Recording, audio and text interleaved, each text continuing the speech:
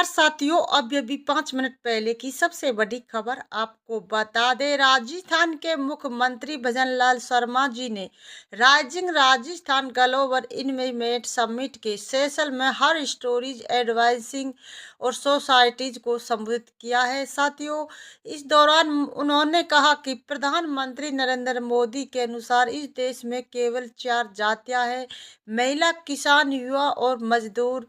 उन्हीं भी मंशा अनुसार हम महिलाओं के सशक्तिकरण के लिए निरंतर काम कर रहे हैं। साथियों, इसलिए राइजिंग राजस्थान में महिलाओं के लिए हमने ये सत्र आयोजित किया। इस सत्र में महिला वक्ताओं की सफलता की कहानियों से सभी महिलाओं को प्रेरणा लेनी होगी। साथियों, उन्होंने कहा कि राज्य सरकार के 1 वर्ष पूरे होने के उपलक्ष्य में 1,25,000 छात्राओं को साइकिल वितरित की जाएगी। साथ ही 21,000 बालिकाओं को स्कूटी वितरण भी किया जाएगा, जिससे शिक्षा ग्रहण करने में उन्हें आसानी हो सके। राज्य सरकार के 25 दिसंबर को किसानों को और 14 दिसंबर को महिलाओं को और 15 दिसंबर को मजदूर कल्याण के विभिन्न कार्यक्रम और योजनाओं की शुरुआत की जाएगी। साथियों, बता दें, राइजिंग राजस्थान समिट में भाषण देकर हुए सीएम भजनलाल शर्मा मुख्यमंत्री भजनलाल शर्मा जी ने कहा कि राज्य सरकार के 1 वर्ष पूरा होने के उपलक्ष्य में महिला निधि बैंक के माध्यम से स्वयं सहायता समूह को 100 करोड़ रुपए का ऋण वितरण किया जाएगा। साथ ही 1 लाख नवीन लखपति दीदी का सम्मान भी किया जाएगा। साथियों, वीडियो पर बने रहे। बता दें, उन्होंने कहा कि इस अवसर पर 10,000 स्वयं सहायता समूह को 15,000 रुपये प्रति समूह रिवॉल्विंग फंड का स्थानांतरण, 1 लाख बच्चों को लाडो प्रोत्साहित योजना की पहली किस्त, 200 नमो ड्रोन दीदी का सम्मान सहित विभिन्न कार्यक्रम के माध्यम से महिलाओं को आर्थिक संबल दिया जाएगा। साथियों, मुख्यमंत्री भजनलाल शर्मा जी ने आगे कहा कि हमने संकल्प पत्र में वादा किया था कि महिलाओं को 450 रुपये में गैस सिलेंडर देंगे और 1 जनवरी को हमने अपना वादा पूरा करते हुए महिलाओं को 450 रुपये में सिलेंडर दिए। अब राज्य सरकार का 1 वर्ष पूरा होने पर 20,000 महिलाओं को 450 रुपये में गैस सिलेंडर दिया जाएगा। उन्होंने आश्वस्त किया कि हम संकल्प पत्र में किए गए प्रत्येक वादे को पूरा करने के लिए प्रतिबद्ध है। साथियों, बता दें, प्रधानमंत्री नरेंद्र मोदी के उद्घाटन के बाद राजस्थान निवेश सम्मेलन शुरू हो गया। 3 दिवसीय इस सम्मेलन में देश विदेश के राजनीतिक उद्योगपति और निवेश हिस्सा ले रहे हैं, जिसमें पहले दिन कई परियोजनाओं को मंजूरी मिली। इस सिलसिले में केंद्रीय ऊर्जा मंत्री प्रहलाद जोशी ने ऊर्जा के क्षेत्र में राजस्थान की अर्थव्यवस्था पर बात की।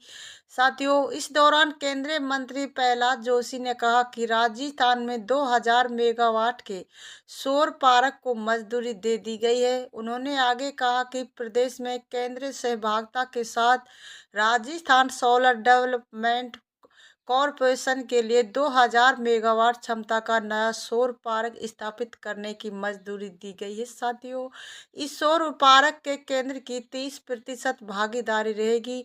उन्होंने आगे कहा कि मुख्यमंत्री भजनलाल शर्मा जी के प्रयासों से यह परियोजना राजस्थान के सौर ऊर्जा उत्पादन क्षमता को नई ऊंचाई पर ले जाएगी और हरित ऊर्जा के क्षेत्र में अग्रणी राज्य बनाने की दिशा में मील का पत्थर साबित होगा। साथियों, राजस्थान में ऊर्जा क्षेत्र में निवेश की अपार संभावना। जोशी ने कहा कि राजस्थान में ऊर्जा क्षेत्र में निवेश की अपार संभावना है। साथियों, बता दें, उन्होंने कहा कि प्रधानमंत्री नरेंद्र मोदी जी की नीतियों में भारतीय अर्थव्यवस्था में अंतर्राष्ट्रीय निवेश का भरोसा मजबूत हुआ। आज पूरा विश्व भारत की तरफ आशा भरी निगाहों से देख रहा है। साथियों, बता दें, केंद्रीय मंत्री ने कहा कि साल 2032 तक देश की ऊर्जा मांग दोगुनी हो जाएगी। ऐसे में केंद्र सरकार नवीकरण ऊर्जा उत्पादन को बढ़ावा देने से जुटी है। साल 2030 तक गैर जीवाश्म और आधारित स्रोतों से 500 गीगावाट ऊर्जा क्षमता के लक्ष्य की प्राप्ति में राजस्थान बड़ी भूमिका निभाएगी। साथियों, वीडियो पर बने रहे।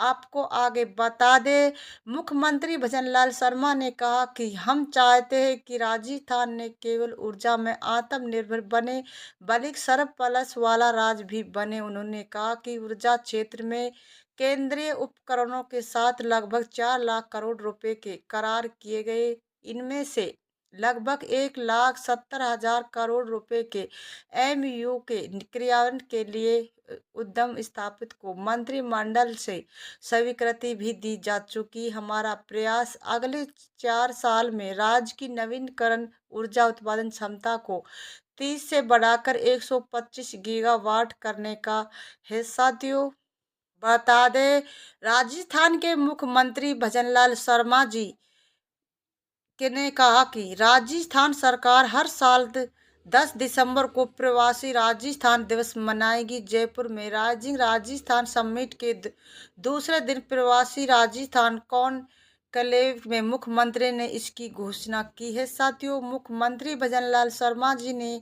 कहा कि 10 दिसंबर हमेशा प्रवासी राजस्थान दिवस के रूप में मनाया जाएगा और आप सभी को आमंत्रित किया जाएगा। आप सब भी उपस्थित हम होंगे। मुख्यमंत्री ने साथ ही प्रवासी राजस्थान के लिए राज्य के एक विशेष विभाग बनाने की भी घोषणा की। साथ ही उन्होंने कहा कि राज्य सरकार ने हर साल प्रवासी राजस्थान सम्मान देने का भी निर्णय लिया।